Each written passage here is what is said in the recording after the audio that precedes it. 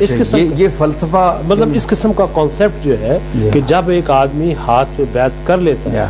اس کے بعد وہ فارغ ہو جاتا ہے کہ جی میں نے نماز نہیں پڑھنی، میں نے روزہ نہیں رکھنا، میں نے یہ نہیں کرنا، یہ نہیں کرنا، اب جو بھی میرا گناہ ثواب ہے وہ پیر صاحب کے ذمہ ہے، میں ان کے پڑھ گیا ہوں۔ یہ بات غلط ہے، میری بات سمجھے نا، بالکل غلط ہے۔ میں عرض کروں نظامی صاحب، آپ پاک پتن شریف گئے ہوں گے حاضر حضرت بابا صاحب کے، وہاں ایک دروازہ کھلتا ہے، جی جی،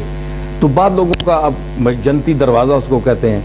تو دوسرے جو فرقے کے لوگ ہیں وہ ہم پر اعتراض کرتے ہیں کہ رسول اللہ صلی اللہ علیہ وسلم کے سارے دروازے ہیں حرم شریف کے، وہاں کوئی دروازہ جنتی نہیں ہے،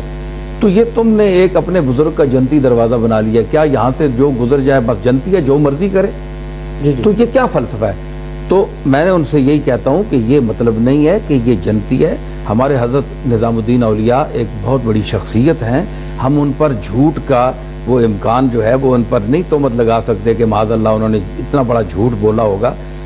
دوسرے دریدہ دان کہہ سکتے ہیں، ہم تو نہیں کہہ سکتے، نہیں ہے۔ تو اتنا بڑا شخص کہہ رہا ہے کہ میں نے رسول اللہ کی زیارت کی، بابا فرید کے اس دروازے پر کھڑے تھے اور وہ فرمایا کہ من دخل هذه الباب امنا، جو اس دروازے سے داخل ہوا وہ امن میں آ گیا۔ تو امن کا یہ مطلب نہیں ہے، تو امن کے لفظ کی تعبیر انہوں نے کر لی کہ یہ جنت ہے۔ تو اب یہ تو نہیں ہے کہ جو اس دروازے سے جو کچھ کر کے آیا چلو تائب ہو گیا، اللہ کی بارگاہ میں بابا صاحب سے معافی نہیں مانگنی، معافی اللہ سے مانگنی ہے، کیونکہ اعمال کا معاف کرنے والا بابا صاحب یا کوئی اور بزرگ نہیں ہے، اللہ ہے۔ اللہ سے معافی مانگ کے بابا صاحب کے دروازے پر سے گزرے اور یہ کہے کہ میں آج سے بابا فرید کا طرز عمل اختیار کر رہا ہوں، اے میرے مالک مجھے معافی دے، اور میں اس دروازے سے گزر رہا ہوں اور وعدہ کرتا ہوں بس اللہ اس کو جنتی بنا دے، وہ ٹھیک ہے۔ اقرار کی میں ان سے یہ کہتا ہوں کہ اب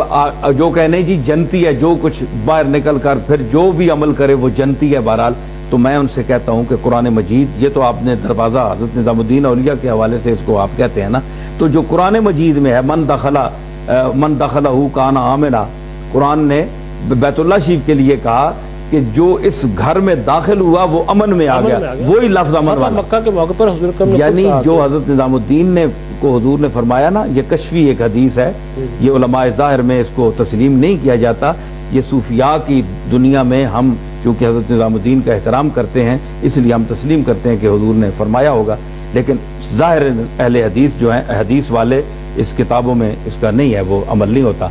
تو یہاں بھی لفظ آیا کہ وہ امنا، کہ من دخل هذه الباب امنا، جو فرید کے اس دروازے سے داخل ہو گیا وہ امن میں آ گیا۔ تو قرآن مجید بھی کہتا ہے من دخلہ کان آمنا، جو بیت اللہ میں داخل ہو گیا وہ امن میں آ گیا۔ تو اگر بیت اللہ میں داخل ہو کر کوئی شخص حج کر کے بعد میں وہی چوری چکاری کرے، بدکاری کرے، فسق و فجور کرے، دنیا کا ہر برائی کرے، تو کیا وہ جنتی ہوگا؟ کوئی عالم فتویٰ نہیں دے گا کہ وہ جنتی ہے، حالانکہ بیت اللہ میں چلا گیا اور قرآن نے کہا کہ وہ امن میں آ گیا، اس کے باوجود وہ جنتی نہیں ہے کیونکہ اس کا عمل غلط ہے۔ تو اگر بیت اللہ میں جا کر کردار ٹھیک نہ کرنے کی صورت میں جنتی نہیں ہو سکتا، تو بابا صاحب کے دروازے سے گزرنے سے جنتی کس طرح ہو سکتا ہے انسان، جب تک بابا صاحب کے کردار کو نہ اپنائے۔ بڑی محبت پیر صاحب۔